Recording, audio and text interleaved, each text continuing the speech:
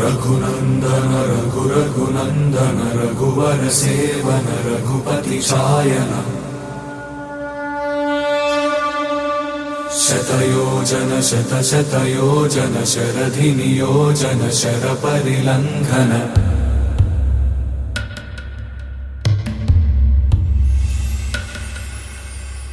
रघुनंदन रघुरघुनंदन रघुवर seven Raghupati Shayan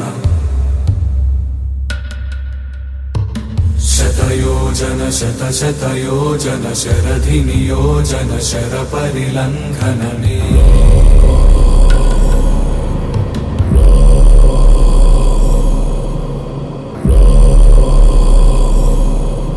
చరితం అపురూపమైనది, అపూర్వమైనది, అజరామరమైనది. ఎందరో మహానుభావులు రామాయణాన్ని ఎన్నో విధాలుగా ఈ పుణ్యభూమి మీద పారాయణం చేశారు. ఏ పాపం అంటని దీపం లాంటి ప్రతి పసిపాప దైవానికి రూపం అంటారు. తొలిసారి అలాంటి చిన్నారుల చేత రామాయణ కావ్యాన్ని చిత్రకథగా చెప్పించడం, చిరు పుష్పాలతో ఆ శ్రీరామచంద్రుడికి పూజ చేయడంగా భావిస్తున్నాం. నాయనా లవకుశలారా, ఇది పరమ పావనమైన శ్రీరామచరితం. దీనిని మీరు చక్కగా ప్రజలకు విశదంగా తెలియజేయండి. అప్పుడు కుశుడు, గురువుగారు మీరు చెప్పినట్లే చేస్తాము అని అన్నాడు. లవుడు కూడా శ్రీ సీతారాముల జీవన ఆదర్శాలను ప్రజలకు తెలియజేస్తాం గురువుగారు అని అన్నారు. రామాయణము శ్రీరామాయణము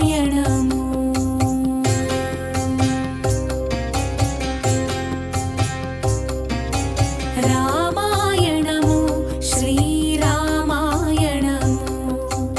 అడుగడుగున త్యాగము అణువణువున ధర్మము అనురాగము అనుబంధము అనుపమానము రామాయణము శ్రీరామాయణము రామాయణము శ్రీరామాయణము.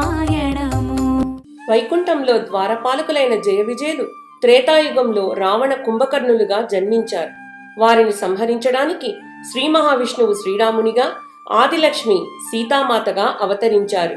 దేవుళ్ళే మెచ్చింది మీ ముందే జరిగింది, వేదంలా నిలిచింది సీతారామ కథ వినుడి ఇక వినుడి, ఆ మహిమే ఇక కనుడి. మీకోసం రాసింది మీ మంచి కోరింది, మీ ముందుకొచ్చింది సీతారామ కథ వినుడి ఇక వినుడి, ఆ మహిమే ఇక కనుడి. అయోధ్య నగరానికి రాజు దశరథ మహారాజు. ఆయనకి కౌసల్య, సుమిత్ర, కైకేయి అని ముగ్గురు భార్యలు. ఆయనకు పుత్ర సంతానము లేనందువలన గురువు వశిష్ఠుని ఆజ్ఞతో పుత్రకామేష్టి యజ్ఞం చేశాడు. యజ్ఞపురుషుడి ఫలం వలన ఆయనకు రామ, లక్ష్మణ, భరత, శత్రుఘ్నులని 4 కుమారులు కలిగారు. అయోధ్య నీలే దశరథ రాజు, అతని కులసతులు గుణవతులు మూవురు. పుత్రకామయాగం చేసెను రాజే, రాణులు కౌసల్య, సుమిత్ర, కైకలతో కలిగిరి వారికి శ్రీవర పుత్రులు రామ, లక్ష్మణ, భరత, శత్రుఘ్నులు 4. రఘువంశమి వెలిగే ఇలమున ముందిరి జనులే. దేవుళ్ళే మెచ్చింది మీ ముందే జరిగింది, వేదంలా నిలిచింది సీతారామ కథ వినుడి ఇక వినుడి, ఆ మహిమే ఇక కనుడి. ఇంటింట సుఖ శాంతి వసగేనిది, మనసంత వెలిగించి నిలిపేనిది. సరిదారిని జనులందరి నడిపే కథ ఇది. దేవుళ్ళే మెచ్చింది మీ ముందే జరిగింది, వేదంలా నిలిచింది సీతారామ కథ వినుడి ఇక వినుడి, ఆ మహిమే ఇక కనుడి.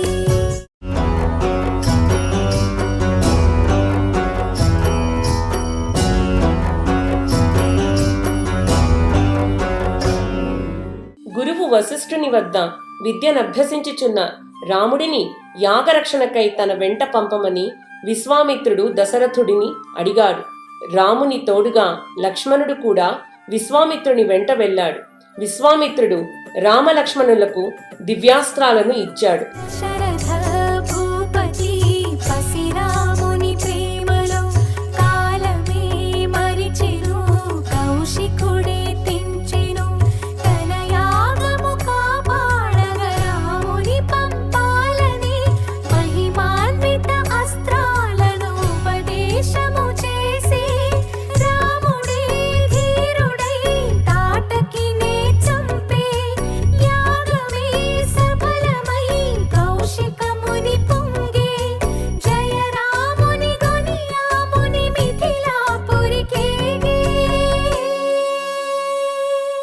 మార్గమధ్యంలో అహల్య గౌతమ మహర్షుల ఆశ్రమంలో అడుగుపెట్టిన శ్రీరాముడు అహల్యకు శాప విమోచనం కలిగించాడు. మిథిలా నగరానికి రాజు జనక మహారాజు. ఆయనకు నాగేటి చాలులో సీతామాత దొరికింది. ఒకనాడు ఆటలాడుతూ సీతమ్మ బంతి కోసం శివధనస్సు ఉన్న పెట్టెను జరిపింది. అది చూచిన జనకుడు, ఎవరైతే శివధనస్సు ఎక్కుపెట్టగలరో వారికే నా కూతుర్నిచ్చి వివాహం జరిపిస్తానని స్వయంవరం ప్రకటించాడు. ఎందరో వీరులు శివధనస్సు ఎక్కుపెట్టడానికి ప్రయత్నించి విఫలం అయ్యారు.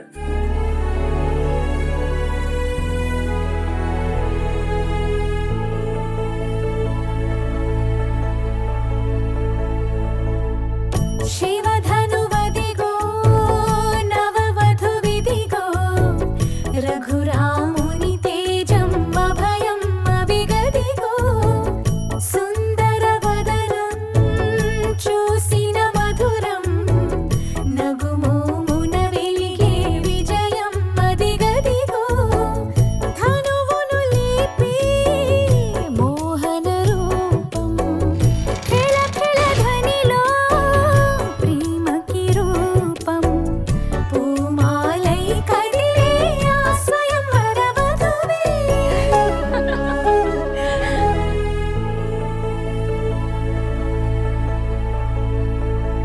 సీతారాముల కళ్యాణం తర్వాత పెద్దలు ఆశీస్సులు తీసుకొనిచుండగా పరశురాముడు ప్రత్యక్షమయ్యాడు. శివధనస్సు విరిచిన శ్రీరాముడిపై కోపంతో ఊగిపోతుండగా దశరథుడు జనకుడు మన్నించమని వేడుకున్నారు. శ్రీరాముడు పరశురామునికి నమస్కరించి, ధనస్సు ఎక్కుపెట్టడమే నా సంకల్పం, అది విరగడం ఈశ్వర కటాక్షం అని అనగా పరశురాముడు తన విష్ణుధనస్సును ఇచ్చాడు. శ్రీరాముడు విష్ణుచాపం ఎక్కుపెట్టగానే పరశురాముని అహంకారం అణిగి హిమాలయాలకు వెళ్ళాడు. శ్రీ సీతారాముల కళ్యాణం లోక కళ్యాణానికి హేతువైనది.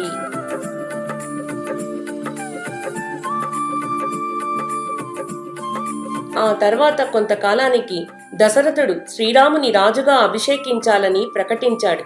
అయితే మూడవ రాణి కైకేయి వద్ద దాసిగా ఉన్న మందర కైకేయికి లేనిపోనివి చెప్పి కైకేయి కొడుకైన భరతుడిని రాజుని చెయ్యమని నూరిపోసింది. కైకేయి పూర్వం దశరథుడిచ్చిన 2 వరాలు కోరుకుని రామునికి వనవాసం, భరతుడికి రాజ్యాభిషేకం కోరింది. తండ్రి మాట ప్రకారం శ్రీరాముడు, ఆయన వెంట సీత, వారికి తోడుగా లక్ష్మణుడు వనవాసానికి వెళ్లారు. కలవరం తెచ్చింది కైకకిచ్చిన వరం కానలకు పంపమని లేకయే కనికరం 14 ఏండ్లు శ్రీరాముని వనవాసమును చేయమన్నది వనవాసమును చేయమన్నది.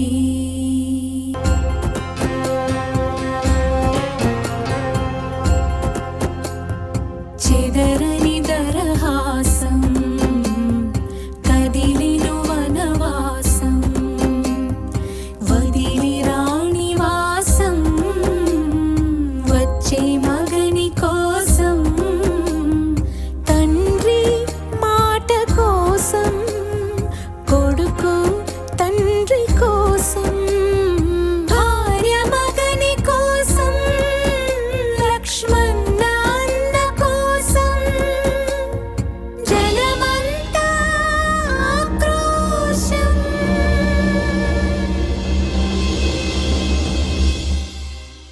వనవాసంలో ఉన్న రాముని వద్దకు భరతుడు వచ్చాడు. కరుణించి వెనక్కి రమ్మని వేడుకొన్నాడు. శ్రీరాముడు అందుకు అంగీకరించలేదు. బదులుగా భరతుడు శ్రీరాముని పాదుకలను తలపై పెట్టుకుని పాదుకలకే రాజ్యాభిషేకం చేశాడు.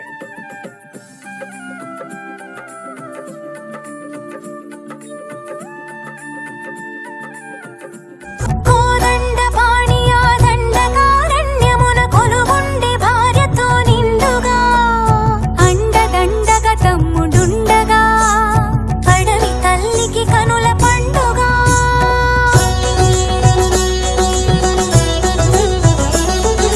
సుందర రాముని మోహించే రావణ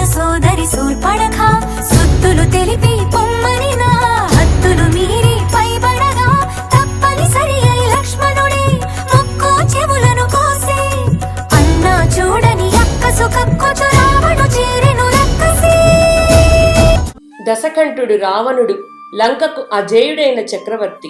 ఆయన తేజస్సు, విజ్ఞానం, మేధాశక్తి అపారమైనవి. శివభక్తుడే కాక అష్టదిక్పాలకులను జయించిన వీరుడు. శివుని మెప్పించి ఆత్మలింగం సాధించాడు. విభీషణుడు రావణి తమ్ముడు, సత్యవాది, ఎల్లప్పుడూ ధర్మాన్నే ఆచరిస్తాడు. కుంభకర్ణుడు రావణుడి రెండవ తమ్ముడు, మహాశక్తివంతుడు. అయితే ఇతడు దేవతల శాపం కారణంగా 6 నెలల నిద్ర, 6 నెలలు మెలకువతో ఉంటాడు. రావణుడి కొడుకైన మేఘనాథుడు ఇంద్రుని జయించి ఇంద్రజిత్ అని పేరుగాంచాడు. లంకాధిపతి రావణుడి చెల్లెలు శూర్పణఖ శ్రీరామలక్ష్మణులచే తిరస్కరించబడి అవమానంతో తన అన్న వద్దకు వెళ్లి సీతను చెరపట్టమని కోరింది. సీతను అపహరించడానికి రావణుడు మారీచుని బంగారు జింకగా మారమని ఆజ్ఞాపించాడు.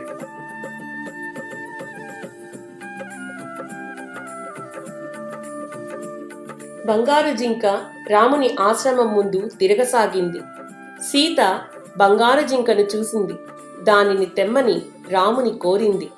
బంగారు జింక కోసం వెళుతూ రాముడు లక్ష్మణుడిని సీతకు రక్షణగా ఉంచి వెళ్ళాడు. మాయావి జింక రూపంలోని మారీచుడు హా లక్ష్మణ, హా సీత అని అరిచాడు. అప్పుడు లక్ష్మణుడు 3 రేఖలు గీసి సీతను ఇవి దాటవద్దని చెప్పి రాముని వెదుకుతూ వెళ్ళాడు. రామలక్ష్మణులు ఆశ్రమంలో లేని సమయం చూసి రావణుడు సీతను అపహరించాడు.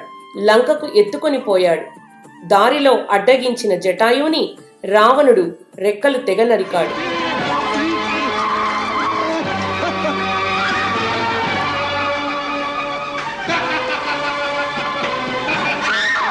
రాముడు ఆశ్రమానికి తిరిగి రాగానే సీత కనపడకపోవడంతో ఆమెను వెతకడం ప్రారంభించాడు. అడవిలోని ప్రతి చెట్టు, ప్రతి కొండ చుట్టూ తిరుగుతూ హా సీత, హా సీత అని ఆర్తిగా పిలుస్తూ బాధగా వెతుకుతున్న రాముడికి కొన ప్రాణాలతో ఉన్న జటాయువు కనిపించాడు. రక్తపు మడుగులో ఉన్న జటాయువు రాముడికి సీత జాడను తెలిపి మరణించాడు. సీతా సీతా సీతా సీతా అని సీతకి వినిపించేలా రోదించే సీతాపతి. అలా సీతను వెతుకుతూ రామలక్ష్మణులు శబరి ఆశ్రమానికి చేరుకున్నారు. రాముడి దర్శనంతో శబరి ఆనందంతో పొంగిపోయింది. శబరి ప్రేమతో రాముడికి పండ్లు సమర్పిస్తూ ప్రతి పండును తను రుచి చూసి తీయగా ఉన్న పండ్లను మాత్రమే రాముడికి ఇచ్చింది. శబరి సంతృప్తితో రాముడికి మతంగ మహర్షి గురించి తెలియజేసి సుగ్రీవుని సహాయం పొందమని సూచించింది.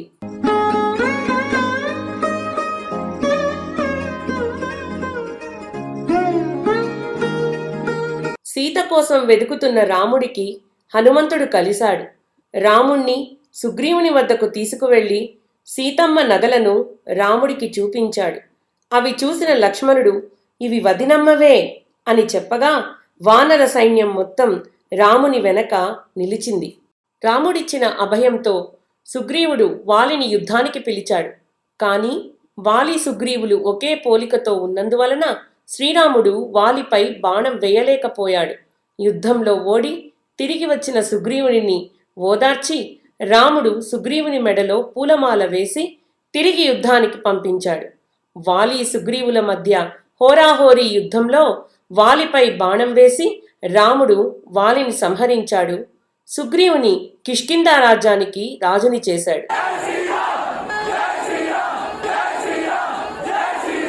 రావణుడు అశోకవనంలో సీతను ఉంచాడు. తనని వివాహమాడమని సీతను వేధించసాగాడు. అప్పుడు సీతామాత గడ్డి పరకను ముందుంచుకుని రావణుడితో రాముని గూర్చి హెచ్చరించింది. వానర రాజగు సుగ్రీవునితో రాముని కలిపి మారుతి జలధిని దాటి లంకను చేరగ కనబడినక్కడ జానకి రాముని ఉంగరమమ్మకు ఇచ్చి రాముని మాటల ఓదార్చి లంకను కాల్చి రయమున వచ్చి సీత శిరోమణి రామునికిచ్చి చూసినదంతా చేసినదంతా తెలిపి పూసగొచ్చి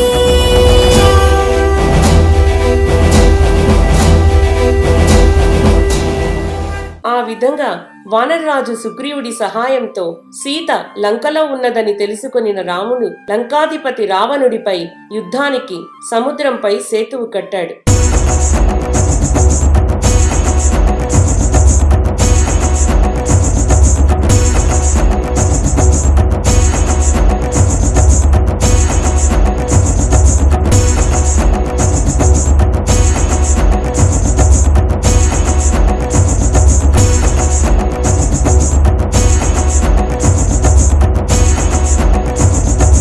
యుద్ధం ప్రారంభమైనది.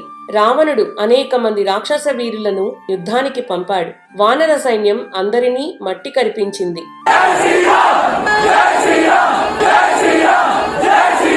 యుద్ధంలో అనేక మంది రాక్షస వీరులు మట్టి కరుస్తున్నారు అన్న వార్త విన్న రావణాసురుడు తన సోదరుడైన కుంభకర్ణుణ్ణి నిద్రలేపమని ఆజ్ఞాపించాడు. రావణుని ఆజ్ఞ మేరకు కుంభకర్ణుణ్ణి నిద్రలేపడానికి ప్రయత్నించారు.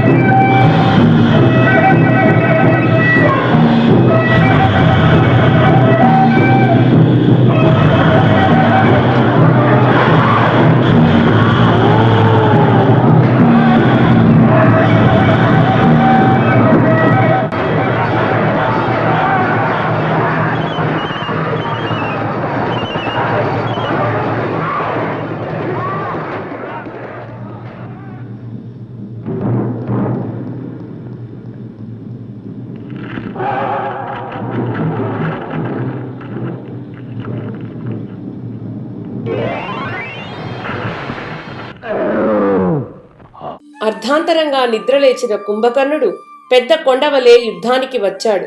కుంభకర్ణుని కాళ్ల కింద పడి వానరులు కకావికలమయ్యారు. కుంభకర్ణుడు సమస్త వానర సైన్యాన్ని భయభ్రాంతుల్ని చేశాడు. కాని లక్ష్మణుడి చేతిలో వధించబడ్డాడు. ఇంటి గుట్టు లంకకు చేటు తెచ్చింది. అన్న దురాచారాన్ని సహించలేని విభీషణుడు లంకను వీడి తన మంత్రులతో రాముని వద్దకు వచ్చి శరణు కోరాడు. రాముడు లంకా రాజ్యాధిపతి చేస్తానని విభీషణుడికి మాట ఇచ్చాడు. సీతామాతను సగౌరవంగా శ్రీరామునికి అప్పగిస్తానని విభీషణుడు పలికాడు. కుంభకర్ణుడి మరణం, ఇంకొక తమ్ముడు వైరిపక్షం చేరడం రావణుడిని బాధించాయి. రావణుడి కుమారుడు ఇంద్రజిత్తు యుద్ధానికి వచ్చాడు. తన మాయాజాలంతో వానర సైన్యం మొత్తాన్ని సమ్మోహితుల్ని చేశాడు. తనతో యుద్ధానికి వచ్చిన లక్ష్మణుడిని మూర్ఛపోయేలా చేశాడు. లక్ష్మణుడి మూర్ఛ చూసి రాముడు భోరున విలపించాడు. సుగ్రీవుని ఆదేశంతో హనుమంతుడు సంజీవిని పర్వతాన్ని తెచ్చాడు. వైద్యుడు సుషేనుడు ఇచ్చిన మూలికా ఔషధంతో లక్ష్మణుడు మూర్ఛ నుంచి తేరుకున్నాడు. శ్రీరాముడు లక్ష్మణుడిని కౌగలించుకుని ఆనందించాడు. మూర్ఛ తేరుకున్న లక్ష్మణుడు ఇంద్రజిత్తును వధించాడు.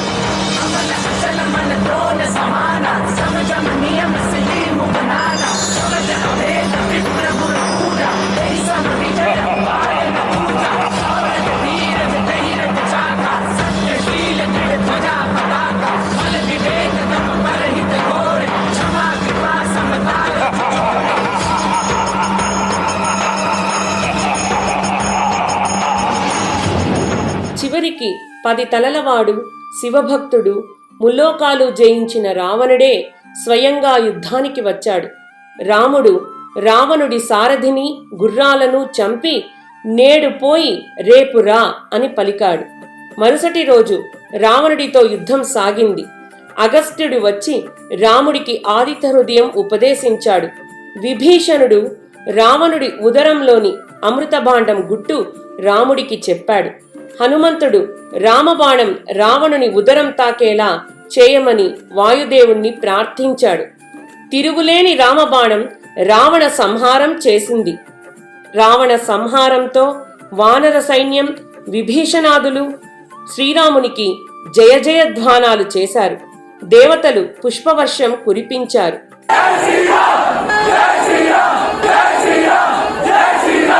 రాముడు ఇచ్చిన మాట ప్రకారం విభీషణుడిని లంకాదిరాజుగా పట్టాభిషేకం చేశాడు. సీతామాత తన పవిత్రత నిరూపించుకుని శ్రీరాముడిని చేరింది.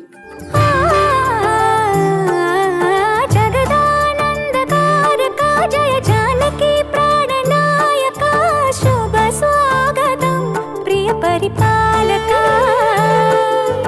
జగదానందకారక జయ జానకి ప్రాణనాయక శుభ స్వాగతం ప్రియ పరిపాలక మంగళకరమౌ నీరాక ధర్మానికి వేదిక అవుగాక మా జీవనమే ఇక పావనమౌగాక నీ పాలన శ్రీకరమౌగాక సుఖ శాంతులు సంపదలిడుగాక నీ రాజ్యము ప్రేమ సుధామయమౌగాక జగదానందకారక జయ జానకి ప్రాణనాయక శుభ స్వాగతం ప్రియ పరిపాలక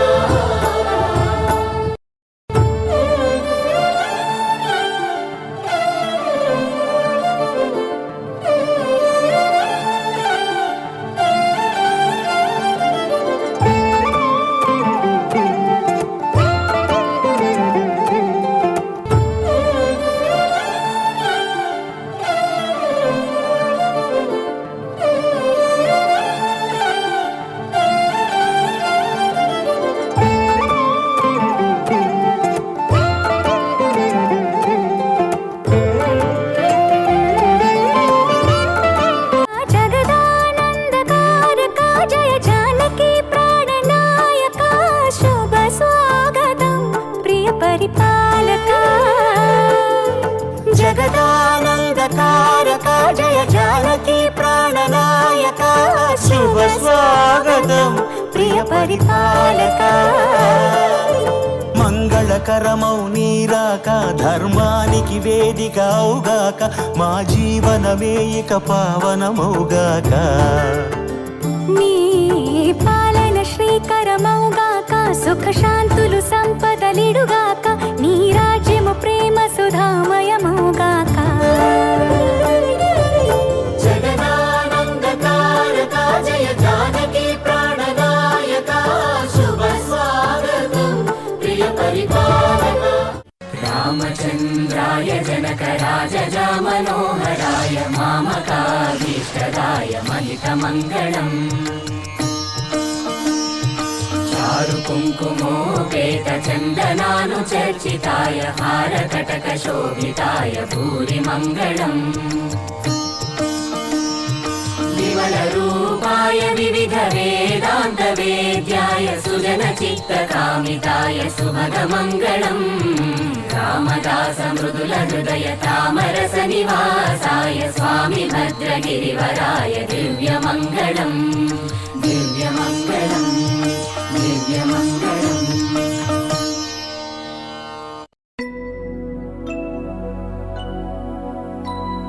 शुद्ध ब्रह्म परात्पर रामा कालात्मक परमेश्वर